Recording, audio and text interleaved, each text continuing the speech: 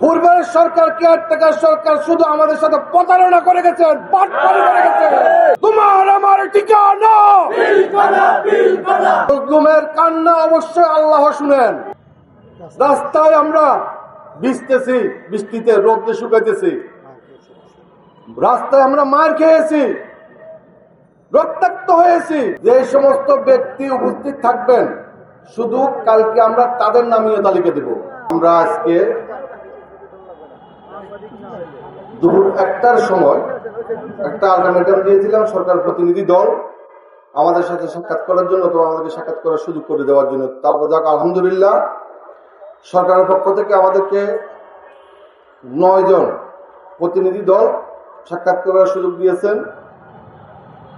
আমরা পূর্বের কেয়ারটেকার সরকারের আমাদের আগের চেয়ে এবার সুন্দর এবং খুব ভালো আলোচনা হয়েছে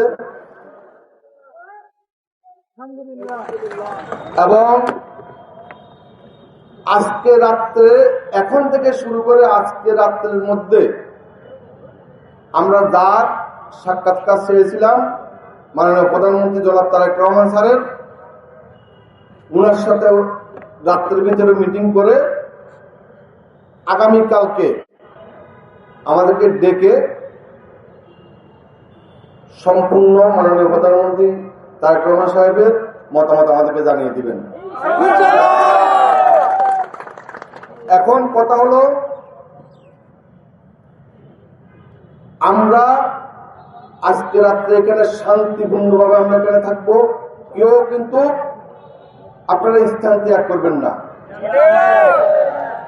আজকে রাত্রের ভিতরে আমরা এখানে লিস্ট করব যে সমস্ত ব্যক্তি উপস্থিত থাকবেন শুধু কালকে আমরা তাদের নামীয় তালিকা দেব। বাড়িতে যারা বসে আছেন তাদের নামীয় তালিকা আমরা দেব না, যারা চলে যাবেন তাদের তালিকা আমরা দেব না। উপস্থিত যারা থাকবেন তাদের তালিকা দেব। আলহামদুলিল্লাহ ওনারা আগামীকালকে মাননীয় প্রধানমন্ত্রীর বিস্তারিত মতামত নিয়ে আজকে মিটিং এর মাধ্যমে আমাদেরকে ডাকবেন, ডাকে বিস্তারিত জানাবেন। আমরা আশাবাদী, সকলে দোয়া করবেন। মনে রাখবেন মজলুমের কান্না অবশ্যই আল্লাহ শুনেন। আমরা মজলুম, আমরা মজলুম। আমরা 2টা বছর রাস্তায় আমরা ভিজতেছি, বৃষ্টিতে রোদে শুকাইতেছি, রাস্তায় আমরা মার খেয়েছি, রক্তাক্ত হয়েছি, কিন্তু আলহামদুলিল্লাহ এই সরকার আমাদেরকে কথা দিয়েছেন ভালো একটা রেজাল্ট কালকে দিবেন। পূর্বের সরকার কেয়ারটেকার সরকার শুধু আমাদের সাথে প্রতারণা করে গেছেন, বাটপারি করে গেছেন।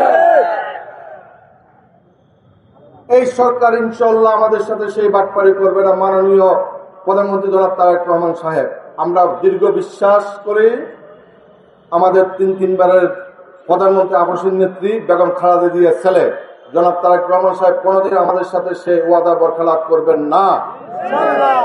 আপনারা শান্তভাবে সকলে আজকে রাত্রে এখানে অবস্থান করবেন। ইনশাআল্লাহ কালকে আমাদের সুসংবাদ নিয়ে আমরা ফিরবো।